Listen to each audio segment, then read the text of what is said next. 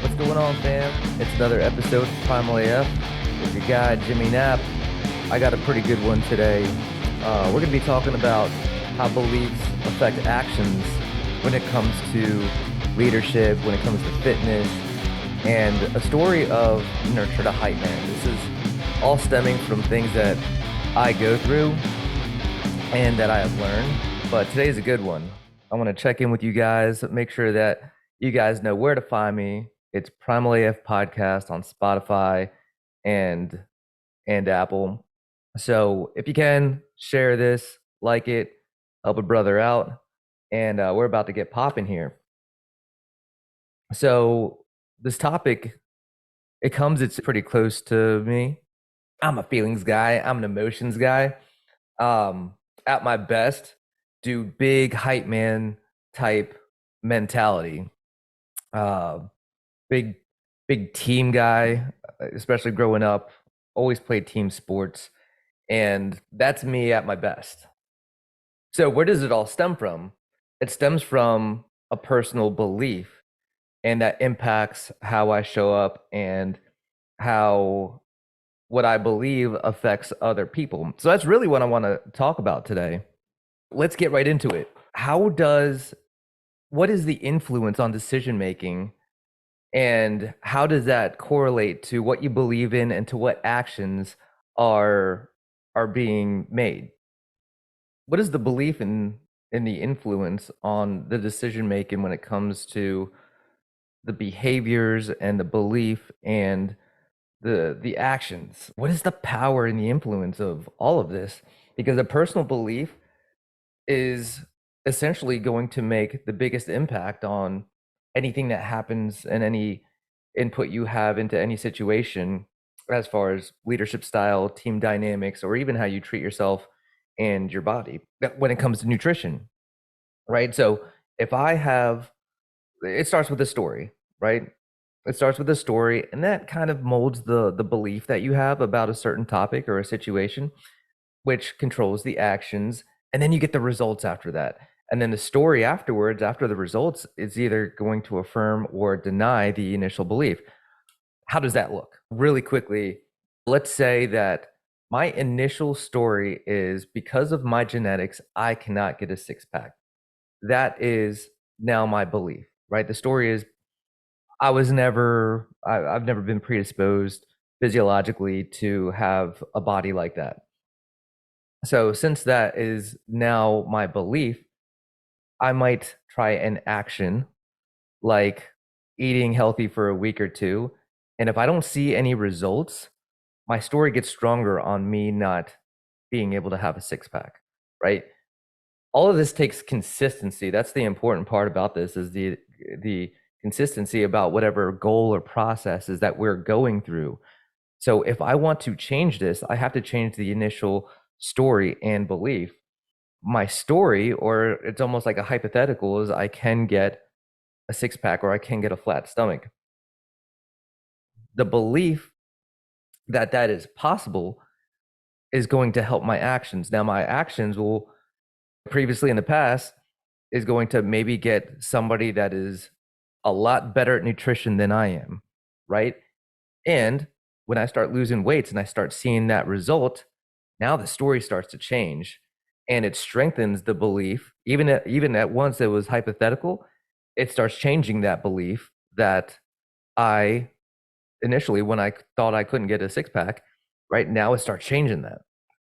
So now this starts an upward, like, good spiral, good habits and good intentions. So let's switch a little bit and let's see how we could switch gears, and if we start talking about other people, how this actually shows up here and what it means. So in leadership, we all know that leadership is more influence than it is anything else. So you're influencing a group of people towards a like-minded goal. So the big key is, for the leader, is he has to fully believe and be in charge of the decisions and wholeheartedly lead with the belief of success. whether it's in business or if it's a common goal of any sort. So this is how it looks and this is how it doesn't look, right? This is how it doesn't look.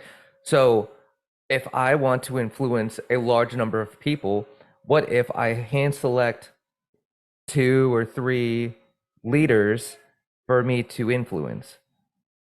If my belief is that they are not capable of the communication or the information to travel downhill, then my actions are going to be limited. And I don't feel like that's going to give me the results that's needed. From me holding back in that situation, that is going to confirm my story, or I'm sorry, affirm my story that they don't have the skills needed at that point. Another way to go about this is if I take this same group of people, and my belief is because of the communication and the skills that I give them, that they are fully capable of influencing the people around them, then I'm going to full send it to them. That is the action, right? The results is they feel like I empower them and I give them everything that they need. So they are in turn going to work as a team for me. And whatever story I believed in that time, that these guys are really capable and everybody is on the same page, then that kind of helps. No, that doesn't kind of, that helps that story of what I created. So how leaders show up and their influence is massively important. The leader has to lead with his heart, not with his brain. So it's not like a logistical situation. It's more a feeling from the heart that I fully think that these guys, or I fully know that these guys are capable of what they're doing. So this is getting kind of juicy on essentially my topic of nurture to hype man. This is all stemming from things that I've learned about myself and how the leadership or just how I show up, how those beliefs manifest in actions and it helps shape what or how we act. Um First, just learning that a belief is just any action that we believe to be true. I think that's important to say.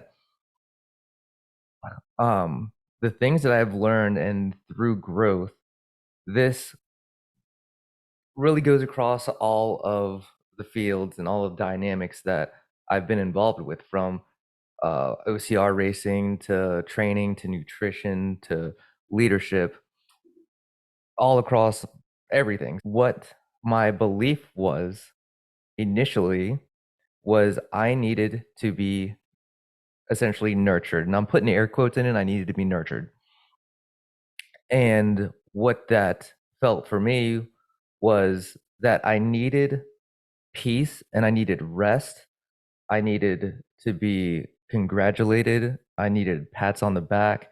And I was looking externally for those. And when I didn't get it, I didn't feel validated and I didn't show up at my best. My best, again, was that hype man energy.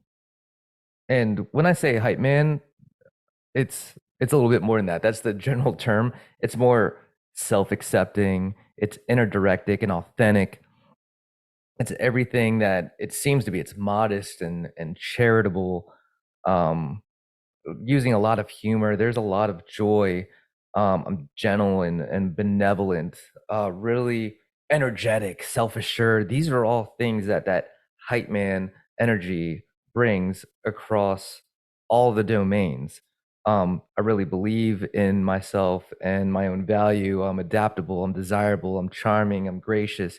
These are all these are all things that I felt that I needed from the nurturing. So the story was, for me to be at my best, I needed somebody to give me those things. Otherwise, I'm not at my best. So you could see how across, let's say, um, leadership, if I am talking to a group of people and I wasn't getting that validation externally, how that could be a detriment to whoever I'm speaking with. This is actually a brand new finding, even though I've been practicing this for a while and just strengthening this muscle. But the nurturing that I was looking for through retreats and talking with like Marty and Aaron, which are great advocates for my growth, where every external validation that I needed was actually something that I needed to tell myself. And for me, that was like earth-shattering news. I'm like, what the fuck?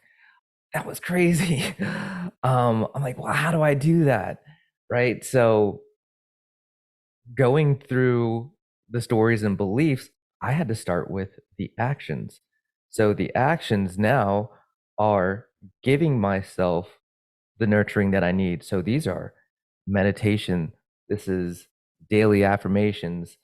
Can't exactly massage myself, so I book those like once every other week.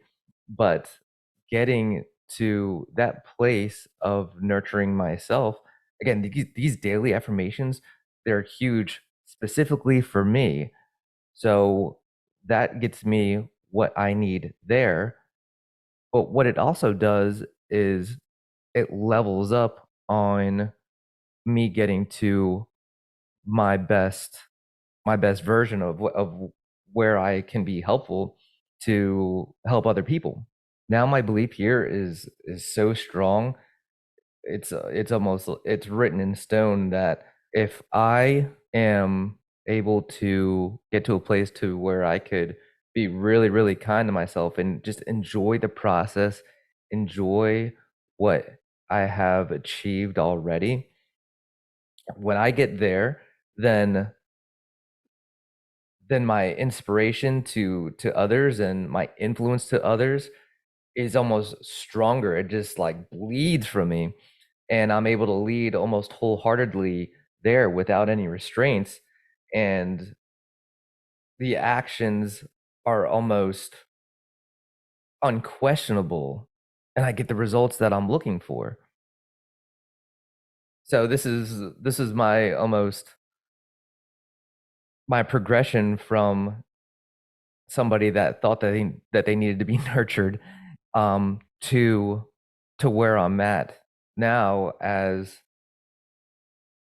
that elevator of sorts, and not in the sense of going up and down and pressing buttons, but somebody that brings people up when I'm in a group of people. That I feel is one of my best strengths is talking, not so much inauthentically and just hyping people up for just to gas them up for no reason, but really holding people accountable and helping them level up and seeing how I could be assistance when I do that.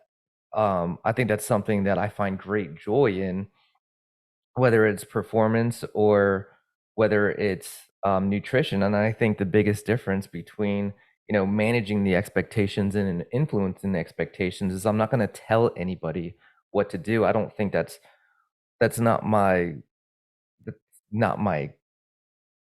niche there. I like to show people and and show them, the direction. That's why all of the stuff on Instagram and even this podcast, it's more about accountability for me. It's about sharing what I've learned and how maybe I could help somebody else. It also took me a while to get my soundboard back unscrewed up from when Brody and Cameron come up in here and play, and they press all the buttons because it's like it's flashing, it's lights. um, it took me a while to do that, but going back to where I show up as a leader, and even more importantly, I show up to myself. The more I take care of myself, and the more I'm nice, uh, the more that I'm speaking nicely to myself and treating myself better, the better I show up for other people. It's just like, you know, treating myself as my best friend or even one of my kids. I would never say, dude, good job on accomplishing this goal, but that's not good enough. Um, it's almost cringy to say, and it kind of makes me feel bad. But those are the things that I was saying to myself before. I wasn't taking time to appreciate the performance that I have done and the goals that I have achieved. So, going over to the nutritional side and the self-discipline, like how do these beliefs affect us nutritionally, or maybe health and sleep patterns, or even performance when it goes into training for obstacle course racing. So the example from before and how where the story starts off is I remember specifically when I was training for 50K saying that I am not a long distance runner. And I think it was about a year and a half ago I made I read a book, but I made a, a an Instagram post about what in the world was I thinking? Like how detrimental is that when I go out and my story is I'm not a runner and I'm actually training for a running race. You could see already how that starts deterring me from my overall process and my overall goal. That makes the running a little bit more of a chore than it is training and believing in the process. So that story created was not serving at all, especially as I was training for a 50K. I mean, come on, what the hell? So, what I ended up having to do, or not having to do, what I ended up doing was changing the story and changing the belief. And I'm telling people, yes, now I am a runner. So, when I went on runs, I remember specifically going on vacation with the family, and I got up really early before the sun came down, and I went running through the rainforest. And it was such a almost like a freeing experience of knowing internally that I enjoy this stuff and I'm getting all the benefits out of it. But that was a big turning point of my beliefs on saying I am not a runner. This is something that I enjoy. I'm running around this island in the I don't know if it was a rainforest or jungle, wherever. It was tropical, but it was really cool. But that changed the story of I am not a runner. And every time that I go out and train now, it's almost a joy to do it. If it's not joyous, then I don't do it. So what this is all getting to is, be careful of the story that we're creating and having the results affirm or deny the belief. The story creates our own narrative, and our narrative is what we're telling to ourselves. So, to achieve a goal faster and to enjoy your process, your beliefs have to align with your outcomes. So, what that means is be careful of the story that you're telling yourself. You're essentially selling yourself on whatever you're telling yourself. We have to align the story to the goal. Once we have that, our actions and our results will start to be in a line. Guys, thanks for joining me on this one. This one was near and dear to me. If it touched you the same way that hopefully I'm communicating it to you, like it, share it. Thanks, guys.